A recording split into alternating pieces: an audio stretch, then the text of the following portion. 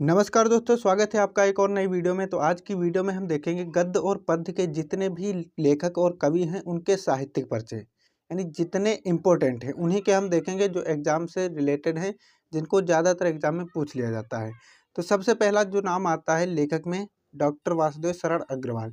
इनका जो जीवन परिचय है ये बहुत ही महत्वपूर्ण है, इसलिए आप इनको बारीकी से इनके जीवन परिचय को, साहित्यिक परिचय को याद कर लेंगे। तो मैं लास्ट में इसकी पीडीएफ भी बता दूंगा कि आप कहाँ से डाउनलोड कर सकते हैं, इसलिए लास्ट तक वीडियो में बने रहिएगा और बारीकी से सब कुछ क्लियर हो जाएगा। ठीक है, अगर आप कुछ पूछना चाहेंगे लास्ट में, अगर नहीं समझ में आता है तो वो भी कमेंट में पूछ सकते हैं। तो चलिए बिना देरी किए हम शुरू करते हैं। सबसे पहले किसी का भी आप लेखक हो चाहे कवि हो, जब भी आप जीवन परिचय या साहित्यिक परिचय लिखेंगे तो उससे पहले आप चाहें तो संक्षिप्त परिचय डाल देंगे, जैसा कि मैंने यहाँ पर डाल रखा है।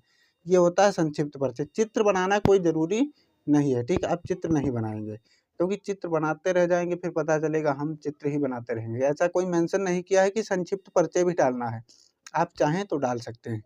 संक्षिप्त परिचय में होता ये है कि एग्जामिनर के पास टाइम कम होता है, वो संक्षिप्त परिचय देखता है और यहीं से नंबर दे देता है, क्योंकि यहाँ वो पॉइंट लिखे होते हैं जो मेन मेन इंपॉर्टेंट होते हैं, ठीक है, जो मेन होते हैं। तो सबसे पहले हम जो संक्षिप्त परिचय है उसमें डालेंगे जन्म। जन्म आपको डालना है, डॉक्टर वासुदेव शरण अग्रवाल का जन्म सन 1904 ईस्वी में हुआ था। आपको डेट याद नहीं है तो नहीं डालिएगा, अगर याद है तो वो भी डाल देंगे। फिर उसके बाद में स्थान डालेंगे, मेरठ उत्तर प्रदेश में, सॉरी, खेड़ा मेरठ उत्तर प्रदेश। खेड़ा क्या है? गांव है। मेरठ एक जिला है और उत्तर प्रदेश यानी स्टेट, राज्य। पिता इनके विष्णु अग्रवाल थे और माता इनकी सीता देवी अग्रवाल। देखिए, माता पिता का नाम जो है किताब में मेंशन नहीं किया गया है, आप चाहें तो डाल सकते हैं, अगर नहीं चाहें तो भी आप चाहें तो डालें, अगर मन करे तो मत डालिएगा, क्योंकि किताब में ही मेंशन नहीं किया गया है। मैंने अलग से इनको सर्च करके इनके पिता का नाम वगैरह यहाँ पर ऐड किया है, तो आप चाहें तो डाल सकते हैं। शिक्षा डालेंगे एमए पीएचडी, ठीक है, एमए और पीएचडी इन्होंने किया हुआ है। मृत्यु इनकी सन 1967 ईस्वी में हो गई थी, ठीक है। अगर आप माता पिता का नाम नहीं डाल रहे हैं तो यहाँ पर आप शिक्षा के बाद आप प्रमुख रचनाएं डाल सकते हैं। कुछ प्रमुख रचनाएं दो चार यहाँ पर अगर डाल देंगे तो एग्जामिनर पर अच्छा इफेक्ट पड़ेगा। फिर वहाँ से इतना लिखने के बाद संक्षिप्त परिचय, अब आप हेडिंग डालेंगे जीवन परिचय। जीवन परिचय जब आप हेडिंग डालेंगे तो उसमें लिखेंगे डॉक्टर वासुदेव शरण अग्रवाल का जन्म सन 1904 ईस्वी में उत्तर प्रदेश के मेरठ जिले के खेड़ा नामक ग्राम में हुआ था। इनके पिता जो माता पिता थे वो लखनऊ में रहते थे, जिसके कारण इनका बाल्यकाल लखनऊ में ही व्यतीत हुआ। यहीं से इन्होंने प्रारंभिक शिक्षा प्राप्त की, यानी यहीं का मतलब लखनऊ से ही इन्होंने प्रारंभिक शिक्षा प्राप्त की। काशी विश्वविद्यालय से एमए की परीक्षा उत्तीर्ण की। लखनऊ विश्वविद्यालय ने इन्हें पाणिनकालीन शोध प्रबंध पर पीएचडी की उपाधि से विभूषित किया। यहीं से इन्हें डीलिट की उपाधि भी प्राप्त हुई। यहीं का मतलब हो गया यहाँ पर लखनऊ से ही, लखनऊ जो विश्वविद्यालय था वहीं से इन्हें पीएचडी भी मिली है और यहीं से इन्हें डीलिट की उपाधि भी मिली है। इन्होंने पाली संस्कृत, अंग्रेजी आदि भाषाओं तथा प्राचीन भारतीय संस्कृत का गहन अध्ययन किया। इन क्षेत्रों में उच्च कोटि के विद्वान बने। इतना आप लिखेंगे जीवन परिचय में, और चाहें तो आप लास्ट में ये भी मेंशन कर देंगे कि इनकी मृत्यु सन 1967 ईस्वी में हो गई थी। तो चलिए आगे देख लेते हैं क्या लिखा हुआ है। आगे लिखा है उच्च कोटि के विद्वान बने, यानी इन्होंने पाली संस्कृत आदि भाषाओं का अध्ययन किया था और पुरातत्व आगे लिखा है इन क्षेत्रों में उच्च कोटि के विद्वान बने, ठीक है, यानी इन्होंने पाली संस्कृत, अंग्रेजी आदि भाषाओं का गहन अध्ययन किया और साथ में ही भारतीय प्राचीन पुरातत्व का भी अध्ययन किया और इन क्षेत्रों में उच्च कोटि के यानी बहुत अधिक इन्होंने सर्च किया, इसलिए विद्वान बने, ठीक है। और इसी प्रकार हिंदी माता की सेवा करते हुए इस महान विभूति का सन 1967 ईस्वी में स्वर्गवास हो गया। इतना आप लिखेंगे जीवन परिचय में। जीवन परिचय के बाद आप डालेंगे साहित्यिक परिचय। साहित्यिक परिचय में लिखना होता है कि इन्होंने क्या किया और क्या क्या रचनाएं की और कौन से इन्हें पुरस्कार वगैरह अगर मिले हैं तो वो भी लिख देना है, नहीं मिले तो कोई मेंशन ही नहीं करना है। तो देख लेते हैं क्या लिखना है। डॉक्टर अग्रवाल लखनऊ पुरातत्व संग्रहालयों के निरीक्षक, केंद्रीय पुरातत्व विभाग के संचालक तथा राष्ट्रीय संग्रहालय दिल्ली के अध्यक्ष भी रहे। कुछ समय तक काशी विश्वविद्यालय में इंडोलॉजी विभाग के अध्यक्ष पद पर कार्य किया, यानी इन्होंने कुछ समय तक काशी विश्वविद्यालय में इंडोलॉजी विभाग के अध्यक्ष पद पर कार्य किया। इन्होंने मुख्य रूप से पुरातत्व को ही अपना विषय बनाया। डॉक्टर अग्रवाल अनुसंधाता, निबंधकार, संपादक के रूप में प्रतिष्ठित रहे। जितना ही आप लिखेंगे साहित्यिक परिचय में, फिर उसके बाद में आप हेडिंग डालेंगे प्रमुख रचनाएं। प्रमुख रचनाओं में आपको लिखना है यहाँ पर कला और संस्कृत, अल्पवृक्ष, पाणिनकालीन भारत, पृथ्वीपुत्र, भारत की एकता, माताभूमि, वागधारा। ठीक है, यानी आपको 5 के प्लस ही डालना है ताकि एग्जामिनर आपको 2 नंबर दे सके। देखिए, अलग से प्रमुख जो रचनाएं लिखनी होती हैं उनके लिए अलग से आपको 2 नंबर मिलते हैं, इसलिए आप कम से कम 5 से ज़्यादा ही डालना। तो ये हो गया डॉक्टर वासुदेव शरण अग्रवाल का साहित्यिक जीवन परिचय। इसकी पीडीएफ आपको मिल जाएगी टेलीग्राम से, उसके लिए टेंशन नहीं लेनी है। अगले जो कवि हैं उनके बारे में चलिए देख लेते हैं। जितने भी गद्य के 2 बताऊंगा और पद्य के 2 बताऊंगा, 2-2 अगर आप याद कर लेते हैं तो इन्हीं में किसी न किसी का जीवन परिचय फंस जाएगा। तो चलिए अगले जो है डॉक्टर हजारी प्रसाद द्विवेदी, उनका साहित्यिक जीवन परिचय समझ लेते हैं। वही काम आपको यहाँ भी करना है संक्षिप्त परिचय वाला। देखिए, सबसे पहले आप हेडिंग डालेंगे संक्षिप्त परिचय। संक्षिप्त परिचय में जन्म स्थान, माता पिता, उपाधि, प्रमुख रचनाएं, मृत्यु वगैरह यहाँ पर डालने के बाद आप आ जाएंगे जीवन परिचय में। देखिए, आपको मैं संक्षिप्त परिचय अवॉइड कर रहा हूँ, चलिए समझा देता हूँ, अवॉइड नहीं कर रहा हूँ। देखिए, जन्म इनका हुआ था 1907 ईस्वी में। स्थान डाल देंगे दुबे का छपरा जो है था, गांव था बलिया, जिला था उत्तर प्रदेश में हुआ था। माता श्रीमती ज्योतिषमती देवी थी इनकी, माता का नाम श्रीमती ज्योतिषमती देवी था। ठीक है, फिर पिता जो थे इनके पिता का नाम श्री अनमोल द्विवेदी था। उपाधि इनको मिली थी डीलिट तथा पद्म भूषण। प्रमुख रचनाएं डाल देंगे आप, यहाँ पर 2-3 डाल सकते हैं क्योंकि अच्छा इफेक्ट डालने के लिए हमें प्रमुख रचनाएं भी डाल देना है ताकि एग्जामिनर को ज़्यादा चेक करना ना पड़े। तो प्रमुख रचनाएं कालिदास, कबीर, कुटज। मृत्यु इनकी सन 1979 ईस्वी में हुई थी, यानी जन्म सन 1907 ईस्वी में, मृत्यु 1979 ईस्वी में।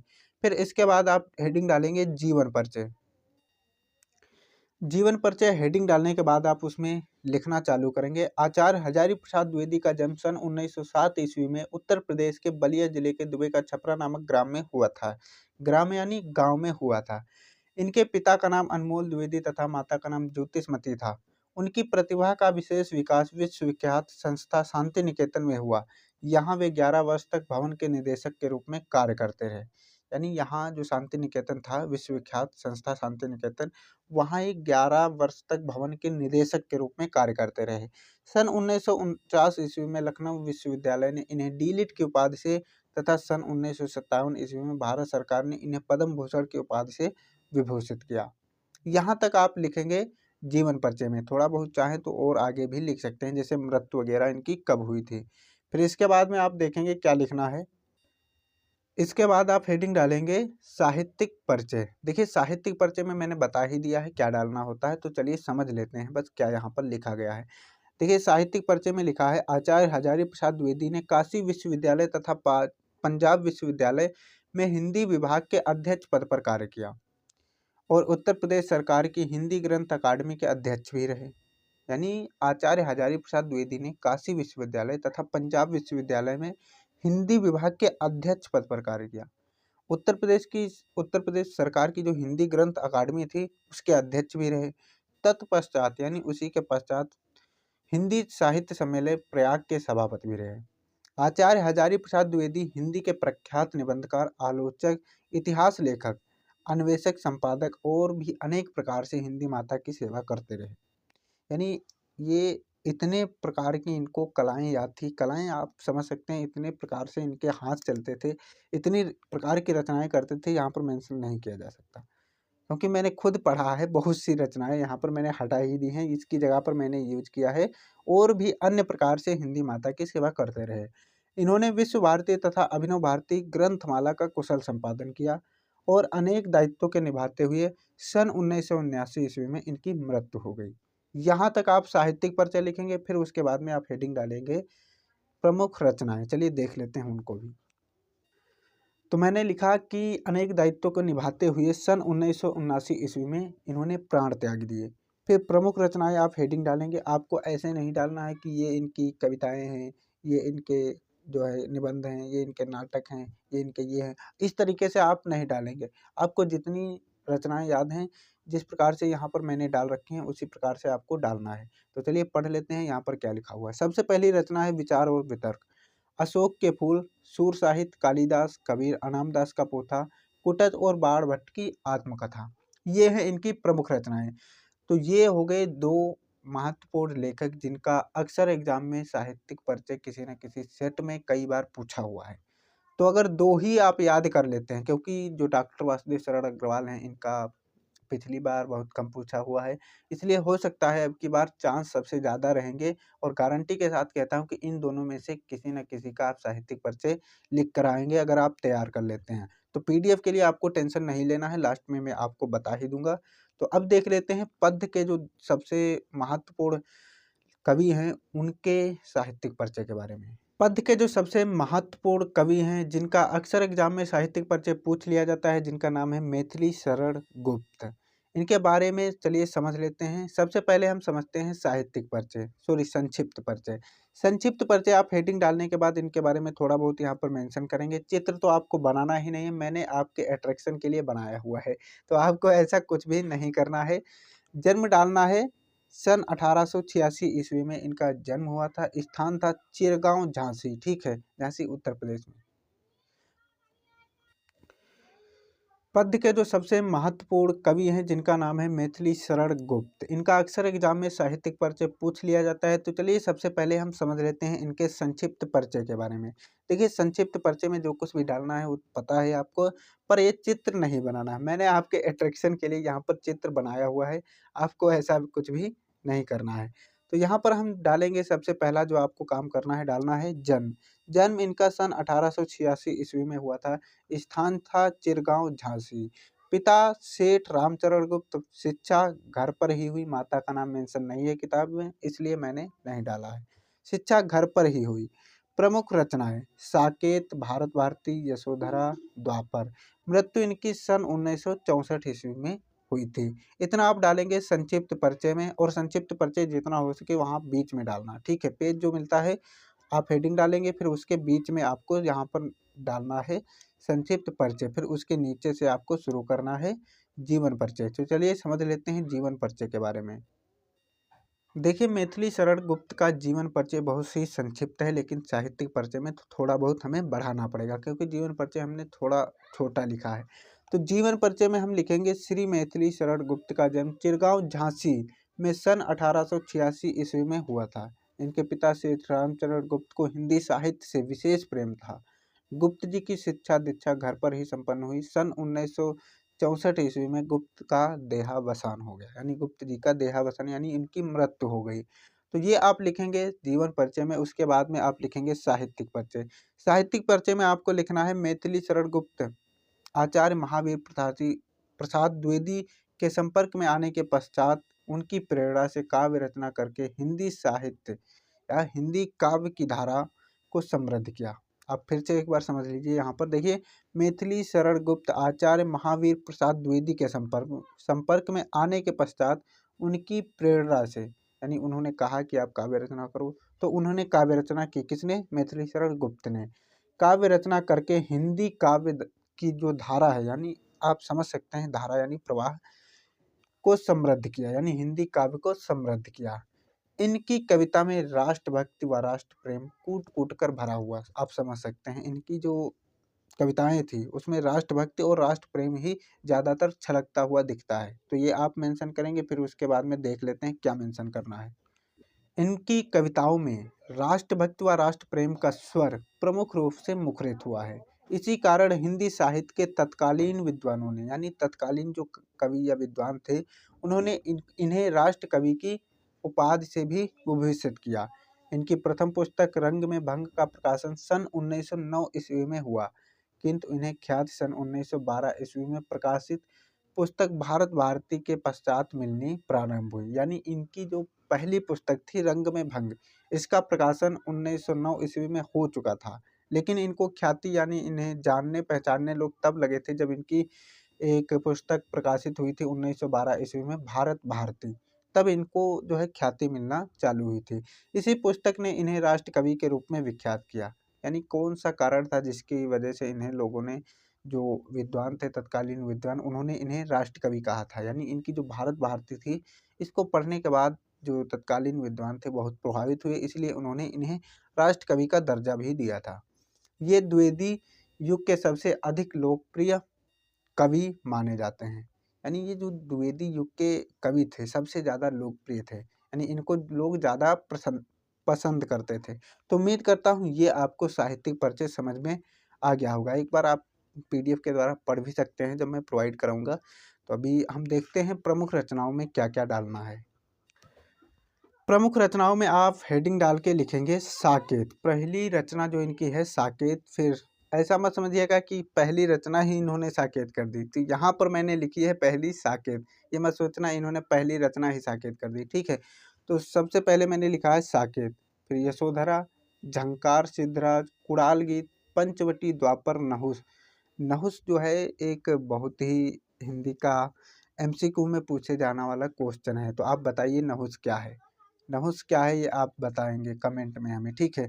नहुस तथा पृथ्वीपुत्र, और ये प्रथम है, ठीक है। आप ये समझ सकते हैं, एक बार आप कमेंट में बताइएगा ये क्या है। तो उम्मीद करता हूँ कि मैथिली शरण गुप्त का साहित्यिक जीवन परिचय आपको समझ में आया होगा। नहीं समझ में आया है तो प्लीज़ एक बार जो मैं बताऊँगा वहाँ से आप PDF डाउनलोड करेंगे, बिल्कुल फ्री में मिल जाएगा PDF। हर प्रकार की PDF वहाँ पे आपको मिलती रहेगी। जैसी भी मैं वीडियो डालूँगा उसकी जिस प्रकार से आपको यहाँ पर दिख रहा है उसी प्रकार से प्रॉपर PDF आपको मिल जाएगी। और अगर कोई गलती होती है तो उसके लिए हमें बता भी सकते हैं, समझा भी सकते हैं। आप आपका छोटा भाई मानिए या बड़ा भाई मानिए, जिस प्रकार से भी आप समझाना चाहते हैं हमें समझा सकते हैं, क्योंकि हमें आपके बहुत सपोर्ट की ज़रूरत है। तो चलिए अब देखते हैं जो हमारे अगले कवि हैं जिनका बहुत ही महत्वपूर्ण जो साहित्यिक परिचय है उसके बारे में। अगले जो महत्वपूर्ण कवि हैं जिनका नाम है सुमित्रानंदन पंत। इनका जन्म सन 1900 ईस्वी में हुआ था। आप ये संक्षिप्त परिचय में डालेंगे, ठीक है। यहाँ पर आप हेडिंग डालेंगे, फिर उसके बाद में जन्म डालेंगे। जन्म इनका सन 1900 ईस्वी में हुआ था। स्थान कौसानी, अल्मोड़ा, उत्तराखंड, ठीक है, उत्तर प्रदेश नहीं, उत्तराखंड। माता श्रीमती सरस्वती देवी। पिता श्री गंगादत्त पंत था। इनके पिता का नाम क्या था? श्री गंगादत्त पंत था। पालन पोषण किसके द्वारा हुआ था? बुआ के द्वारा हुआ था। इनकी जो बुआ थी उनके द्वारा इनका पालन पोषण हुआ था। और फिर रचनाएं इनकी कुछ डाल देंगे, वीणा, ग्रंथ, पल्लव, गुंजन, पल्लविनी। इनकी मृत्यु सन 1977 ईस्वी में हुई थी। ये सब आप डालेंगे जो है संक्षिप्त परिचय में, और वो भी आप कहाँ डालेंगे? बिल्कुल बीचों बीच में। आपको ये चित्र साइड कर देना है, बनाना नहीं है। तो अब देखते हैं आपको कैसे डालना है जीवन परिचय। सबसे पहले आप उसके बाद में डालेंगे जीवन परिचय हेडिंग, फिर उसी के नीचे से आप लिखना चालू करेंगे प्रकृति के सुकुमार कवि। इनको प्रकृति का सुकुमार कवि भी बोला जाता है। किसको? सुमित्रानंदन पंत को।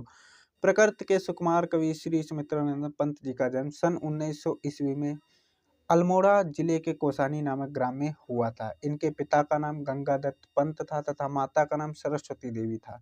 प्रारंभिक शिक्षा अल्मोड़ा में ही हुई। उनके बचपन का नाम गोसाई दत्त था। इनके जो बचपन का नाम था वो क्या था? गोसाई दत्त था। हिंदी माता की सेवा करते हुए हिंदी का यह अमर पुत्र सन 1977 ईस्वी में पंचतत्व में लीन हो गया। पंचतत्व मतलब इनकी मृत्यु हो गई। आप समझ सकते हैं। तो ये डालना है आपको जीवन परिचय में। देखिए मैं उतना ही लेकर आया हूँ जितना आप सभी लिख सकते हैं और जितना लिखना जरूरी है, ठीक है। ना तो इससे कम लिखना है, ना तो इससे ज़्यादा लिखना है। ज़्यादा लिखने का भी आप लिख सकते हैं, लेकिन बहुत कम लिखेंगे तो एग्जामिनर बोलेगा इसको इतना पता नहीं है उनके बारे में, इसलिए कम लिखा हुआ है। तो अब हम देखते हैं साहित्यिक परिचय में आपको क्या डालना है। आप हेडिंग डालेंगे साहित्यिक परिचय, फिर उसमें लिखेंगे सुमित्रानंदन पंत जी की प्रथम कविता गिरजे का घंटा 1916 ईस्वी में प्रकाशित हुई। तत्पश्चात अच्छवास एवं ग्रंथ के साथ 1927 ईस्वी में वीणा तथा 1928 ईस्वी में पल्लव नामक कविता संग्रह प्रकाशित हुए। इन्होंने रूपाभा नामक पत्रिका का संपादन कार्य भी संभाला। इन्होंने कौन सी पत्रिका का कार्य संभाला था? रूपाभा नामक, ठीक है। अरविंद घोष जी से मिलने के बाद पंत जी उनके दर्शन से बहुत प्रभावित हुए। यानी जो अरविंद घोष थे इन्होंने दर्शन वर्शन लिखे थे। इनके दर्शन से जो पंत हैं वो बहुत प्रभावित हुए और अपनी रचनाओं में अरविंद जी के दर्शन को पिरोया। अपनी जो रचनाएं थी उनमें अरविंद जी के जो दर्शन थे, कुछ उन्होंने पॉइंट बताए होंगे, उनको भी इसमें पिरोया। कला और बूढ़ा चांद पर साहित्य अकादमी पुरस्कार, लोकायतन पर सोवियत एवं चिदम्बरा पर ज्ञानपीठ पुरस्कार प्राप्त हुआ। ये जो ज्ञानपीठ पुरस्कार है ये कई बार पूछा हुआ है। सुमित्रानंदन पंत जी को ज्ञानपीठ पुरस्कार किस पर मिला था या ज्ञानपीठ पुरस्कार मिला था? तो आपको बताना होगा। ऑप्शन आपके पास आएगा चिदम्बरा। तो ऑप्शन नंबर करेक्ट करना है चिदम्बरा। चिदम्बरा पर इन्हें ज्ञानपीठ पुरस्कार मिला था। उसके बाद में आप डालेंगे प्रमुख रचनाएं। प्रमुख रचनाओं में आपको डालना है, यानी 5 से ज़्यादा ही डालनी है, कम नहीं डालनी है, ठीक है। तो वीणा पहली रचना हो गई, और ग्रंथ, पल्लव, गुंजन, पल्लवी, स्वर्ण किरण, स्वर्ण धूल, उत्तरा, युगवाणी, युगांत और ग्राम्या, ये जो हैं प्रमुख रचनाएं हैं। आप चाहिए, आप अगर नहीं कुछ याद रहती हैं तो कम से कम 5 से ऊपर ही आपको डालना है। तो 2 मैंने गद्य के जो थे लेखक, उनके साहित्यिक जीवन परिचय के बारे में बताया, और 2 पद्य के कवि के बारे में बताया मैंने। अब देखते हैं कि इनकी पीडीएफ आप कहाँ से बिल्कुल फ्री में डाउनलोड कर सकते हैं। आपका सब्र बहुत ज़्यादा हो चुका है, तो चलिए अब हम देख लेते हैं कहाँ से आप पीडीएफ डाउनलोड करेंगे। पीडीएफ डाउनलोड करने के लिए आपको जाना है टेलीग्राम में। टेलीग्राम में जाने के बाद आप वहाँ पर सर्च करेंगे BRGK बाई विपिन। वहाँ से इस लोगों का एक चैनल दिखेगा, जिसमें आप ज्वाइन होकर इसकी फ्री में पीडीएफ डाउनलोड कर सकते हैं। वहाँ पे आपको हर प्रकार की, हिंदी की हो गई, केमिस्ट्री की महत्वपूर्ण क्वेश्चंस हो गए, और फिजिक्स के हो गए। देखिए मैथ की प्रॉपर पीडीएफ बन नहीं पाती, इसलिए आपको मैथ के वहाँ पर अभी तो नहीं मिल सकते हैं, भविष्य में हो सकता है उसकी भी पीडीएफ आपको प्रोवाइड कराई जाए। तो अभी जितनी पीडीएफ हैं उनके लाभ उठाइएगा। एक एक के पीडीएफ बहुत ही बारीकी से, बहुत ही आसान भाषा में लिखे हुए हैं। एक बार चेक ज़रूर करिएगा। चेक करने के बाद आप कमेंट कीजिएगा कि पीडीएफ कैसी है। अगर आपको वीडियो अच्छी लगी हो तो वीडियो को लाइक कर दीजिएगा, चैनल को सब्सक्राइब करके बेल आइकन दबा लीजिए। मिलते हैं कोई नई वीडियो में, तब तक के लिए जय हिंद।